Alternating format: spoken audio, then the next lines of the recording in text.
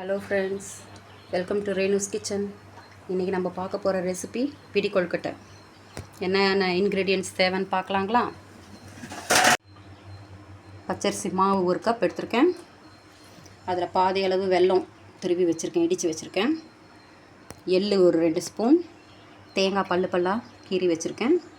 பச்சைப்பயிறு 1 கப், ஏலக்காய் தேவையான அளவு. முதல்ல நம்ம பச்சரிசி மாவை லைட்டாக வறுத்து எடுத்துக்கலாம். அடி பிடிக்காமல் லைட்டாக வறுத்து எடுத்துக்கலாம். போதும் ஃப்ரெண்ட்ஸ், மாவு நல்லா வறுபட்டுடுது. நல்லா வறுக்கக்கூடாது, லைட்டாக சூடானால் போதும் மாவு. இப்போ நம்ம ஒரு பாத்திரத்தில் மாவை ட்ரான்ஸ்ஃபர் பண்ணிக்கலாம். ஒரு பாத்திரத்தை வச்சு நம்ம வெல்லத்தை லைட்டாக கரைச்சி எடுத்துக்கலாம். பாகு பதத்துக்கு வேணாம், அதை கரையிற அளவுக்கு வச்சுக்கலாம். இந்த கப்பில் நான் 3 கப்பு தண்ணி ஊற்றிருக்கிறேன். இதில் நம்ம வெல்லத்தை போட்டு கரைச்சி லைட்டாக 2 கொதி வந்ததுக்கப்புறம் நம்ம பச்சரிசி மாவில் ஆட் பண்ணணும். ஃப்ரெண்ட்ஸ், வெல்லம் போட்டு நல்லா 2 கொதி வந்துருச்சு. இந்த நேரத்தில் நம்ம ஸ்டவ்வை ஆஃப் பண்ணிக்கலாம். ஃப்ரெண்ட்ஸ், வெள்ளை தண்ணியை நம்ம வடிகட்டி எடுத்து வச்சுக்கலாம். அதில் மேலால் அழுக்கு சேரும், அடியில் மண் தூசியெல்லாம் இருக்கும். அதனால் நம்ம ஃபில்ட்ரு பண்ணி எடுத்து வச்சுக்கலாம். ஃப்ரெண்ட்ஸ், வெள்ளைப்பாகு நம்ம வடிகட்டி எடுத்து வச்சுக்கிட்டோம் இல்லைங்களா? இப்போ நம்ம வறுத்து எடுத்து வச்சுருந்த பச்சரிசி மாவில் கொஞ்சமாக உப்பு போட்டுக்கணும். கொஞ்சமாக, அதிகமாக தேவையில்லை. அந்த இனிப்பு பிடிக்கிறதுக்காக கொஞ்சமாக ஆட் பண்ணிக்கணும். சரிங்களா?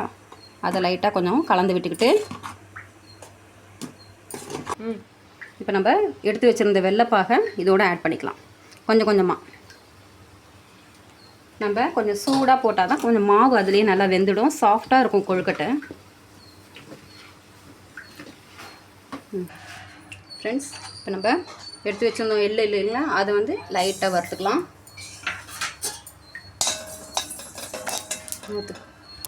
நம்ம வறுத்து வச்சுருந்த எள்ளை ஆட் பண்ணிக்கலாம் மாவில். பச்சைப்பயிறு எடுத்து வச்சுருந்தீங்களா, அதையும் லைட்டாக வறுத்துக்கலாம். பச்சைப்பயிரை.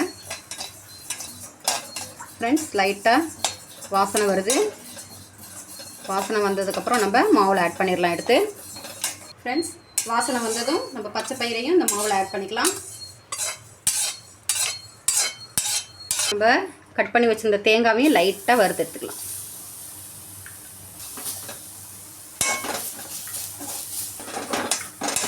லைட்டாக ஈரப்பதம் போனோன்னா எடுத்து மாவில் ஆட் பண்ணிடலாம். தேங்காய் ஆட் பண்ணதுக்கப்புறம் நம்ம இடித்து வச்சுருந்த ஏலக்காய் பவுடரை நம்ம ஆட் பண்ணிக்கலாம். மிக்சியில் போட்டும் ஆட் பண்ணிக்கலாம், உரலில் இடித்து கூட நீங்கள் ஆட் பண்ணிக்கலாம். இதை நல்லா கிளறி விட்டு நம்ம சப்பாத்தி மாவு பதத்துக்கு நல்லா பிசைஞ்சு வச்சுக்கலாம். ஃப்ரெண்ட்ஸ், இங்கே பாருங்கள், நம்ம பாகு தண்ணி வச்சுருந்தோம் இல்லைங்களா, அதை கலந்ததுக்கப்புறம் மாவு வந்து இந்த பதத்துக்கு கையில் பிடிச்சாக்கா ஒட்டக்கூடாது.